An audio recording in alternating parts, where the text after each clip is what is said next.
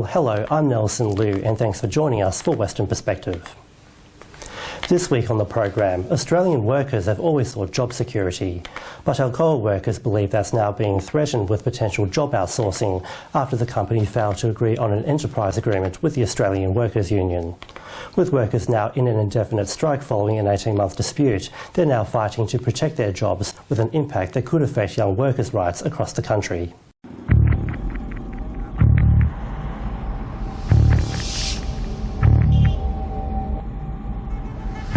It's late in the day, and these workers are standing united in solidarity.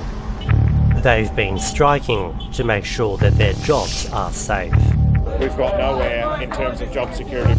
These employees work for Alcoa's refinery behind them, but their jobs are at risk because of their work contract.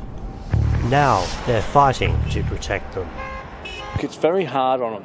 Andy Hacking is the Australian Workers Union convener for Alcoa in Kwinana and also the union's WA branch president. He's concerned the jobs of Alcoa members in the AWU aren't secure because of attempts to change and reject current clauses in their enterprise bargaining agreement.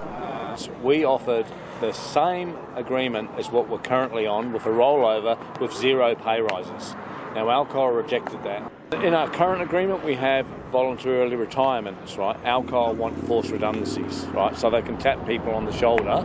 We then go on to, no manning agreements. You've got no manning agreements, so they can run the place with whatever manning they want, but they can also make people forced redundant. And then what we've got to fear is that they'll start outsourcing to cheaper contractors. He says workers simply want secure employment.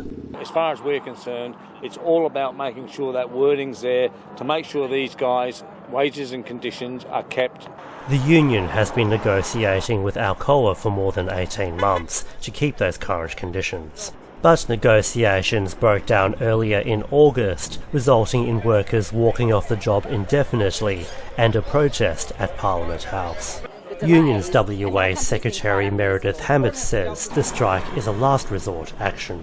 These workers have really had enough. They've come here today to bring their message to Parliament and they're out indefinitely until they get a result from the company. AWU State Secretary Mike Zupru believes the after effect of Alcoa's decision would have a flow-on effect to other industries around the country and youth job security.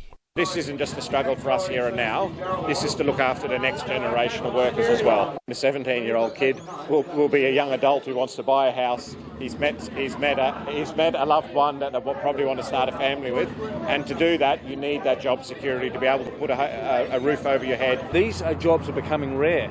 More and more of the jobs that are now available to kids in that age are casual, right? And they should be saying, geez, if these jobs disappear, and these guys can't save these jobs, who's going to be able to do that?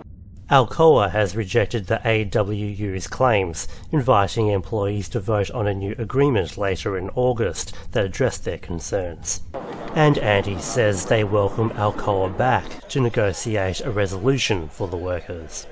We've made very clear in some of the papers and the press that we're happy to meet, and we're calling on Michael Parker, who is the Alcoa CEO, to call his negotiating team in, right? Let's get round the table and let's do a fair and reasonable offer so these guys can get back doing what they do best. We're okay to look after Alcoa and we want them to make as much money as they possibly can. But what we don't want is a substandard deal for these. And that's the program for this week. We'll see you again next time, but for now, it's back to you, Ivan and Danielle. Nelson, thank you very much. This week's main news again. Scott Morrison has become Australia's 30th Prime Minister after defeating Peter Dutton at a second leadership spill with 45 to 40 votes. Political experts believe Scott Morrison has a better chance to take on Bill Shorten in the next election, whilst more appealing to young voters. That's all from us this week. For all the latest happenings, you can visit our website and our Facebook page. From Daniel, myself and the rest of the team until 8 o'clock next Sunday, a very good evening to you. Good night.